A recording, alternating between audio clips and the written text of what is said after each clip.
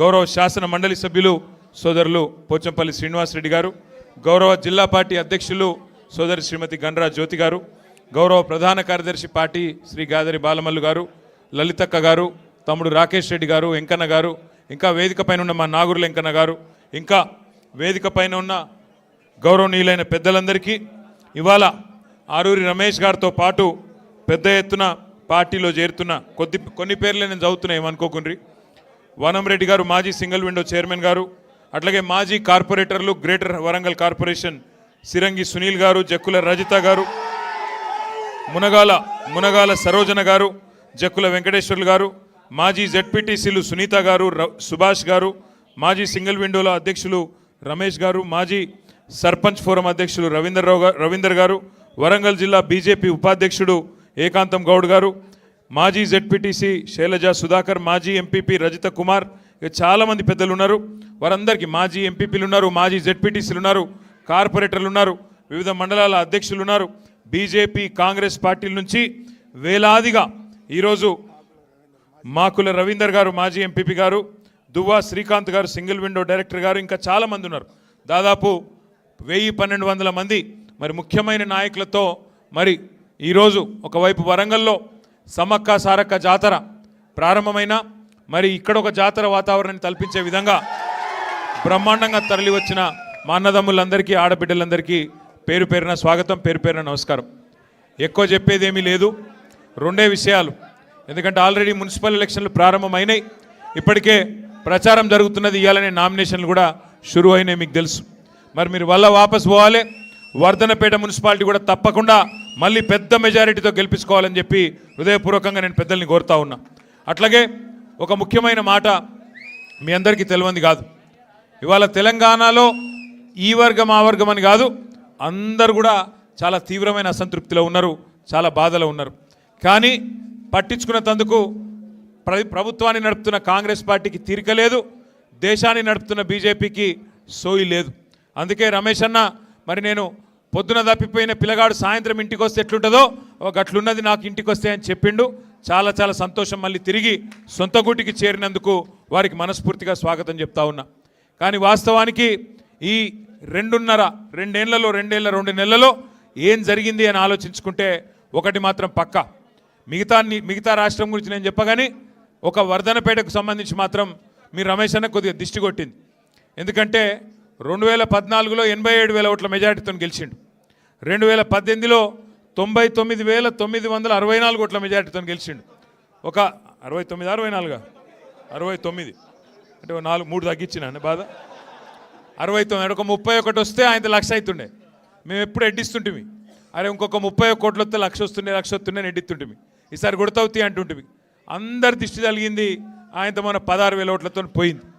కానీ నాకు విశ్వాసం ఉంది, మళ్ళా తప్పకుండా వర్ధనపేటలో బ్రహ్మాండమైన మెజారిటీతో మళ్ళీ గులాబీ జెండా ఎగురుతుంది. మీ అందరి ఆశీర్వాదంతో అటు దయన్న ఇటు రమేష్ అన్న నాయకత్వంలో మంచి మెజారిటీతో మళ్ళా విజయం సాధిస్తామనే విశ్వాసం మీ అందరినీ చూస్తే నాకు కుదురుతూ ఉన్నది. రమేష్ గారి నాయకత్వంలో తప్పకుండా రేపు వర్ధనపేటలో అటు మున్సిపాలిటీ కానీ ఇటు దయన్న మార్గదర్శకత్వంలో మున్సిపాలిటీ కానీ నియోజకవర్గం కానీ ముందుకు తీసుకొని పోదాం. ఇంకా చాలా విషయాలు మాట్లాడేది ఉన్నది, కానీ 2 విషయాలు నేను చెప్పి నేను ముగిస్తా. ఒకటి, దయచేసి కొత్త పాతాన్ని చూడకుండ్రి, ఎందుకంటే అన్న చెప్పింది కరెక్ట్, దయన్న కూడా. మరి రమేష్ అన్న ఒక సంవత్సరం దూరం అయితే మరి అక్కడ కూడా చాలామంది నాయకులు గట్టిగా పార్టీని పట్టుకొని ఉన్నోళ్ళు ఉన్నారు. నేను కోరుతా ఉన్నా రమేష్ అన్నను దయన్నను అందరికి సమన్వయం చేయండి. పాత కొత్త మా లలితక్కున్నది, ఇంకా చాలామంది పెద్దలు ఉన్నారు, వారిని కూడా దయచేసి కలుపుకపోండి. ఎక్కడ కూడా మళ్ళీ తేడా రాని. ఇక్కడ నీకు తెలియని వాళ్ళు ఎవరు లేరు, ఇక్కడ అందరూ పాత వాళ్ళే, అందరు నీ వాళ్ళే. దయచేసి ఆ తేడా రావద్దు. మా తమ్ముడు విశాల్ కూడా ఎక్కడ ఉన్నాడు, ఆడున్నాడు, ఇక్కడ ఉన్నాడు. ఇగో తమ్ముడు గతంలో కూడా మంచి కార్యక్రమాలు ఆర్గనైజ్ చేసిండు, యూత్ను కూడా బాగా ఆర్గనైజ్ చేసిండు. ఇప్పుడు కూడా మీతో నా రిక్వెస్టు, రేపు మున్సిపాలిటీలో కానీ మొత్తం మీ నియోజకవర్గంలో కానీ బ్రహ్మాండంగా మళ్ళొక్కసారి అందరినీ కలుపుకొని, ఇప్పుడు మీరు కొద్దిగా ఓపిక పెంచుకోవాలి, జాగ్రత్తగా నడపాలి. ఇలా ఒక ఓపిక లేనోడు, తెలివి లేనోడు ఈ రాష్ట్రాన్ని పరిపాలిస్తున్నాడు, మీరు చూస్తున్నారు. పాపం ఆయనకు వర్ధనపేటలో కూడా గట్లే ఉందట, లేదు ఓపిక లేదు, మీరు చూస్తున్నారు. ముఖం బాగా లేక వెనకటి కూడా అద్దంబల కొట్టిండట, గట్లున్నది రేవంత్ రెడ్డి కథ. నడప శాత అయితే లేదు. అప్పుడేమో అడ్డమైన అబద్ధాలు చెప్పిండు, గద్దెనెక్కి కూర్చున్నాడు. ఇలా నడప చాతన అయితే లేదు, తెల్లారులేస్తే కేసీఆర్ని తిట్టుడు తప్ప ఇంకొక పని చేత కాదు. ఏమైందిరా భయ్ నీ 15,000 రైతు బంధు అంటే లాగుల తొండలు ఇడుస్తా అంటాడు. ఏమైరా 2,500 వారి 2,500 ఇస్తా అంటివి, 100 రోజులు ఇస్తా అంటివి, ఏం సంగతి అంటే నీ పేగులు మెడలు వేసుకుంటా అంటాడు. నువ్వు గట్టిగా అడిగినావు అనుకో, ఏమైనా తులం బంగారం అంటే గుడ్లు వీకి గోటీలు ఆడతా అంటాడు. బెదిరిచ్చుడు, పచ్చి అబద్ధాలు చెప్పుడు ఒకటే నేర్చుకున్నాడు. కాంగ్రెస్ కార్యకర్త వర్ధనపేటల గల్లీలో మొదలు పెడితే ఢిల్లీ దాకా కాంగ్రెస్ వాళ్ళు ఒకటే అబద్ధం చెప్తున్నారు. కేసీఆర్ అప్పుల పాలు చేసిండు, ఇది వినాలి జాగ్రత్తగా. కేసీఆర్ అప్పుల పాలు చేసిండు అంటారు. మీరు జాగ్రత్తగా వినాలే, 10 మందికి చెప్పాలి. ఎంత దుర్మార్గమైన ప్రచారం అంటే పెద్దలు చెప్తారు, అబద్ధం చెప్పినా అతికినట్టు చెప్పాలి అని. ఒక మంత్రి ఏమో 6 లక్షల కోట్ల అప్పు అంటాడు, ఇంకో మంత్రి 7 లక్షల కోట్ల అప్పు అంటాడు, ముఖ్యమంత్రి ఏమో 8 లక్షల కోట్ల అప్పు అయింది అంటాడు. అసలు ఎంత అయింది అప్పు, కేసీఆర్ ఎంత చేసిండు అని చెప్పి ఒక బీజేపీ ఎంపీ మొన్న పార్లమెంట్లో బీజేపీ ప్రభుత్వాన్ని అడిగిండు. మీ దగ్గర మొత్తం ఉంటాయి కదా హిసాబ్ కితాబు, ఎందుకంటే మీ కిందనే ఆర్బీఐ ఉంటుంది, రిజర్వ్ బ్యాంక్ ఆఫ్ ఇండియా ఉంటుంది, అన్ని రాష్ట్రాల లెక్కలు వాళ్ళే చూస్తారు. మీ కిందనే కాగు ఉంటుంది, కాగు. మరి ఆ కాగు ఈ ఆర్బీఐ ఇద్దరితో మాట్లాడి మాకు వాస్తవం చెప్పుని, కాంగ్రెస్ వాళ్ళ మాటలు మేము నమ్ముతలేమని చెప్పి ప్రశ్న వేసిండ్రు. వేస్తే కుల్లం మొత్తం విషయం బయటకు వచ్చింది. ఏం చెప్పింది ప్రభుత్వం, కేంద్ర ప్రభుత్వం, రిజర్వ్ బ్యాంక్ ఏం చెప్పిందంటే కేసీఆర్ గారు గద్దెనెక్కినాడు జూన్ 2, 2014 నాడు రాష్ట్రం నెత్తి మీద ఉన్న అప్పు 72,000 కోట్లు. కేసీఆర్ గారు గద్దె దిగినాడు డిసెంబర్ 3, 2023 నాడు 3,50,000 కోట్లు.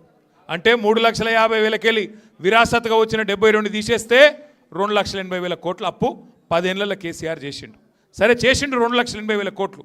ఏం చేసిండు కేసీఆర్? మరి అన్ని సగబెట్టిండు. ఏం సగబెట్టిండు? కాంగ్రెస్ వాడు ఆగం చేసి కరెంట్ ఇయ్యక సావగొట్టి అర్ధరాత్రి కరెంటు కోసం, అర్ధరాత్రి దొంగలు వచ్చే కరెంటు కోసం కావలగాసే పరిస్థితి నుంచి 24 గంటల కరెంటు రైతులకు ఇచ్చేతందుకు, ఫ్రీ కరెంట్ ఇచ్చేతందుకు 10 ఏళ్లలో 50,000 కోట్ల రూపాయలు ఉత్త కరెంటు కోసమే ఖర్చు పెట్టిండు కేసీఆర్.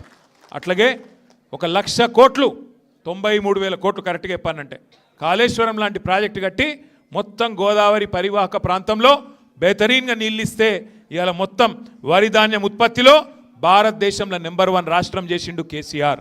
అట్లాగే రైతన్నల కోసం స్వాతంత్రం వచ్చిన తర్వాత ఏ నాయకుడు ఇయ్యలే. 70 లక్షల మంది రైతుల కోసం 73,000 కోట్లు మీరు అడగకముందే 11 కీజన్లు టింగుమని నాటేసే టైంకు మీ ఖాతాలో వేసిండు కేసీఆర్. ఇంటింటికి నల్లబెట్టి 40,000 కోట్ల రూపాయలు ఖర్చు చేసి మరి బ్రహ్మాండంగా నీళ్ళు ఇచ్చిండు కేసీఆర్. తెలంగాణ రాకముందు 5 మెడికల్ కాలేజీలు ఉండే, తెలంగాణ వచ్చినాక కొత్త జిల్లాలు చేసి 33 మెడికల్ కాలేజీలు, 33 నర్సింగ్ కాలేజీలు పెట్టిండు కేసీఆర్. అవును కేసీఆర్ అప్పు చేసిండు, కానీ 1000 గురుకులాలు కట్టించిండు. కేసీఆర్ అప్పు చేసిండు. మీ వరంగల్లో తెలంగాణలోని అతి పెద్దదైన 24 అంతస్తుల ఎంజీఎం దవాఖాన కట్టిండు కేసీఆర్. కేసీఆర్ గారు అప్పు చేస్తే 10 జిల్లాల్లో ఐటీ హబ్బులు కట్టిండు. మరి అలా నేను అడుగుతున్నా, కేసీఆర్ అప్పు చేసి నిర్మాణం చేసిండు, మరి నువ్వేం చేసినావు 2 ఏళ్లలో? 2 ఏళ్లలోనే రేవంత్ రెడ్డి వచ్చినాక 2,50,000 కోట్ల అప్పు చేసిండు. 2,50,000 కోట్ల అప్పు. ఒక్క కొత్త ఇటుక పెట్టిండా ఎక్కడన్నా? ఒక కాలువ తవ్విండా? ఓ చెరువు మంచిగా చేసిండా? రైతు బంధు 2 సార్లు ఎగ్గొట్టిండా లేదా? గదే 10,000 అది 2 సార్లు ఎగ్గొట్టిండు. ముసలోళ్ళకు 4,000 ఇస్తా అన్నాడు, ఆ 2,000 కూడా 2 నెలలు ఎగ్గొట్టిండు. నేను ముందే చెప్పిన, అందుకే తులం బంగారం ఇస్తా అని చెప్తే నేను ముందే చెప్పిన, అమ్మ వీళ్ళు బంగారం ఇచ్చేవాళ్ళు కాదు, మెడల పుస్తల తాడెత్తుకపోయేటోళ్ళు లంగలు వీళ్ళని చెప్పిన. నిజంగా కూడా గదే చేసిండు. ఇవాళ ఆఖరికి ఏం జరిగింది అంటే అబద్ధాల మీద బతుకుడు అలవాటు చేసుకున్నాడు. కేసీఆర్ గారు అన్ని సగబెట్టుకుంటూ వచ్చిండు. కరెంటు సగబెట్టిండు, మంచిళ్ళని సగబెట్టిండు, మన పల్లెటూర్లను సగబెట్టిండు, మన పట్టణాలను సగబెట్టిండు. వీడేమో ఎగబెడుతున్నాడు. అన్ని ఎగబెట్టుడు, ఎండబెట్టుడు, మొత్తం రాష్ట్రాన్ని పండబెట్టుడు తప్ప చేసిందేమీ లేదు. ఈ 2 ఏళ్ళు తెలంగాణకు మాత్రం శటగోపం పెట్టిండు తప్ప చేసిందేమీ లేదు. దయచేసి మీతో ప్రార్థన ఒకటే, ఒకసారి మోసపోతే ఎవరి చేతులనన్నా అది మోసం చేసినోని తప్పు అవుతుంది. ఒకసారి మోసపోతే, కానీ రెండోసారి కూడా వాని చేతులనే మోసపోతే, మళ్ళీ మోసపు మాటలే నమ్మితే ఈసారి తప్పు మనదవుతుంది. అందుకే పాత కొత్త అనే పంచాయతీ పక్కకు పెట్టుండ్రి.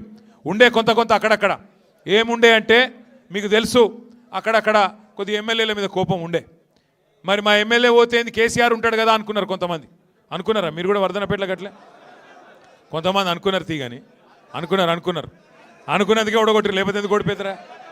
కానీ ఈసారి అనుకోవద్దు, ఇక ఈసారి అట్లా చూడొద్దు. ఇక ఈసారి కారు గుర్తు మీద ఎవరొస్తే వాళ్ళే కేసీఆర్ పంపించిండు, ఆయనకే ఓటెత్తామనాలి తప్ప ఇక కోడిగుడ్డు మీద ఈకలు వేసి కూడా బంద్ చేయాలి. ఈయన మంచోడా చెడ్డోడా, ఈయన దొడ్డుగున్నాడా సన్నగున్నాడా పొట్టిగున్నాడా పొడుగున్నాడా అన్ని కేసీఆర్ సార్ చూసుకొని టికెట్ ఇస్తాడు. కాబట్టి ఈసారి మాత్రం కారు గుర్తు మీద ఎవరైనా వస్తే గులాబీ కండువా కప్పుకొని ఇక కేసీఆర్కే ఓటేస్తున్నా అనుకొని, అది గల్లీ ఎలక్షన్ అయినా ఢిల్లీ ఎలక్షన్ అయినా ఒకటే ఆలోచన చేయాలి, గట్టిగా గుద్దాలి. ఉంటుంది కుటుంబం అన్నాక, ఒక పెద్ద కుటుంబం అన్నాక పంచాయతీలు ఉంటాయి, తాకట్లు ఉంటాయి. కానీ నేను ఇదివరకు చెప్పినా మళ్ళీ చెప్తున్నా, గుల్గాలే అల్గాలే కొట్లాడుకోవాలి, కానీ అర్రలు కొట్లాడుకోవాలి. గులుగుడే గట్ల. రేపు మున్సిపల్ ఎలక్షన్లా గుల్గాలే అలగాలి, కానీ బీఫారం ఇచ్చినాక మళ్ళీ కారు గుర్తు మీద ఎవరైనా కూర్చున్నాక ఇక పోయి ఒత్తుడే ఉండాలి తప్ప గుద్దుడే ఉండాలి తప్ప ఆగద్దు. దయచేసి మళ్ళీ చెప్తున్నా, ఈసారి వరంగల్లా 12కి 12 కొట్టాలి. మళ్ళీ బ్రహ్మాండంగా గులాబీ జెండా ఎగిరి కేసీఆర్ గారిని సీఎం చేయాలి. వర్ధన్నపేటలో బ్రహ్మాండంగా మళ్ళీ తిరిగి గులాబీ జెండా ఎగిరేయడానికి రమేష్ గారి నాయకత్వంలో, దయన్న మార్గదర్శకత్వంలో ముందుకు పోదాం. తప్పకుండా మంచి ఫలితం తీసుకుందాం. రమేష్ అన్న తిరిగి ఇంటికి రావడం అందరికీ కూడా సంతోషంగా ఉందని చెప్పి మళ్ళొకసారి తెలియజేస్తూ, తీసుకోద్దు. Thank you. మళ్ళొకసారి మీ అందరికి థ్యాంక్ యూ. జై తెలంగాణ. జర కొద్దిగా ముఖ్యులకు